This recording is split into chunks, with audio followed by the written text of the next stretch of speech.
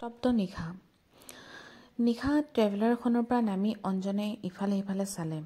এবাৰ চালে কোনোবা চিনাকি মানুহক লগ পায় নেকি, কাৰণ মূল পথটোৰ পৰা ফাটি যোৱা আন এটা পথৰে 1 কিলোমিটাৰ পথ ঘৰলৈ অঞ্জনে খোজকাঢ়িয়ে যাব লাগিব। অঞ্জন নিৰাশ হ'ল আৰু কোনো নাই সেই পথটোত। গোটেই দিনটোৱে বতৰটো ডাৱৰীয়া। কিনকিনীয়া বৰষুণৰ লগে লগে মাজে মাজে বলি থকা সেই ফেৰফেৰীয়া বতাহত দুই এজাকে বহাগ মাহটো ঠাণ্ডা ভাৱ এটা আনি দিছে। আকাশত দশমীৰ জোনটোৱে ডাৱৰ ফালি ভুমুকি মাৰিবলৈও চেষ্টা কৰি বিফল হৈছে। অঞ্জনে বেগটো পিঠিত ভালকৈ লৈ আগলৈ খোজ দিলে। মুম্বাইৰ এটা কোম্পানীত এটা চাকৰি কৰা অঞ্জনে ছুটীত ঘৰলৈ আহিছে, কাৰণ তাৰ ভনীয়েক কাবেৰীৰ বিয়া। 3 দিনৰ পাছতেই বিয়া। অহা তাৰ অলপ দেৰিয়ে হৈছে। সি অহা ট্ৰেইনখন 2 ঘণ্টা পলম হোৱাৰ বাবে চহৰ পাওঁতে বহুত নিশা হৈ গ'ল। ভাগ্য ভাল যে কোনোমতে ট্ৰেভেলাৰ এখন পাই গ'ল। অঞ্জনে এনেই এবাৰ পিছলৈ ঘূৰি চালে, একো নেদেখি। একেবাৰে ঘোপমৰা আন্ধাৰ দেখোন। কোনোবা এটা লগ পোৱা হ'লে এই নিৰ্জন পথছোৱাত কথা পাতি গৈ ভাল লাগিল হয়। তাতে অলপ গৈয়ে পথৰ বাওঁ কাষে শ্মশানখন আৰম্ভ হ'ব। অঞ্জনে অলপ বিমূৰত পৰিল। সি চিন্তা কৰিলে, সি বাৰু ভয় কৰিছে নেকি? নাই, কিহৰ ভয়? সি নিজকে নিজে সাহস দিবলৈ চেষ্টা কৰিলে। নিশা হয়তো 11টামান বাজিছে, কিন্তু পিছপৰা সেই অঞ্চলৰ বাবে সেয়াই দুভাগ নিশাৰ দৰে আছিল। ঠিক তেনেকৈ দূৰত সুদু চৰাই এটাৰ কৰ্কশ মাত এটাই পৰিৱেশটো আৰু অধিক ভয়ানক কৰি তুলিছিল। অঞ্জনে খোজ খৰকৈ দিবলৈ ধৰিলে। ঠিক সেই সময়তে এজাক হিমচেঁচা শীতল বতাহে অঞ্জনাক কঁপাই তুলিলে। অঞ্জন, আহি আছ? এটা চিনাকি মাতত অঞ্জনে তাৰ হেৰুৱা সাহস যেন ঘূৰাই পালে। হওক তেওঁ, অন্ততঃ অৱশেষত সি এটা লগ পালে। ক্ষন্তেক ৰৈ অঞ্জনে পাছলৈ ঘূৰি চালে। মাতটো চিনাকি যদিও কোন হ'ব পাৰে?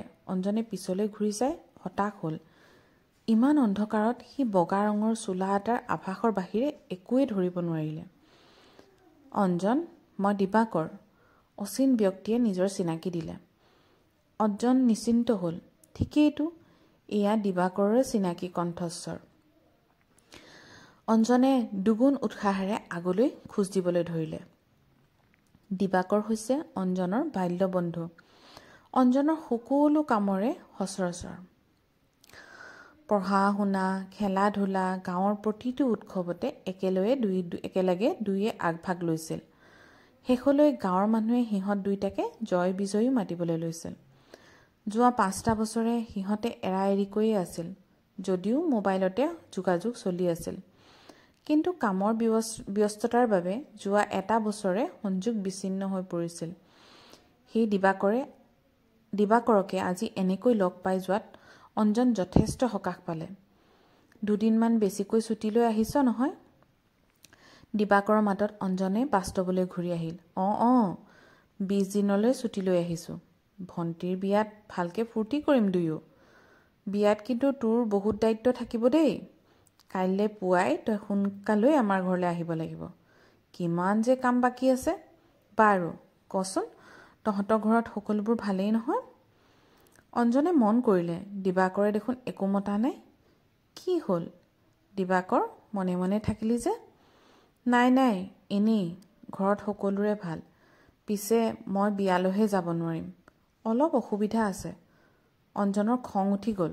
ই কি কয়? তাৰ ভনীয়েকৰ বিয়াত দিবাকৰ নাথাকিব? ই কেনে কথা কয়? নে অঞ্জনহঁতৰ ঘৰৰ লগত দিবাকৰৰ কিবা মনোমালিন্য হ'ল? ইতিমধ্যে অঞ্জনহঁত শ্মশানখন পাৰ হৈছিলেহে। অঞ্জনে মন কৰিলে, দিবাকৰ যেন তাৰ লগে লগে আহি থকা নাই। হয়, দিবাকৰ ৰৈ গৈছে। আন্ধাৰৰ বাবে তাৰ বগা চাৰ্টটোৰ পৰা তাৰ অৱস্থিতি অনুমান কৰিব পৰা নাই। মই আৰু আগলৈ নাযাওঁ অঞ্জন, মোৰ বৰ্তমান ঠিকনা ইয়াতেই। এইবুলি দিবাকৰ শ্মশানৰ ভিতৰলৈ সোমাই অদৃশ্য হৈ গ'ল। অঞ্জনে একো বুজি নাপালে। ই পাগল হ'ল নেকি? সিহঁতৰ ঘৰতো অঞ্জনহঁতৰ ঘৰৰ পাছতেই পায়। ঠিক তেনেতে বিপৰীত দিশৰ পৰা টৰ্চৰ পোহৰ আহি থকা 2জন লোকক অঞ্জন মুখামুখি হ'ল।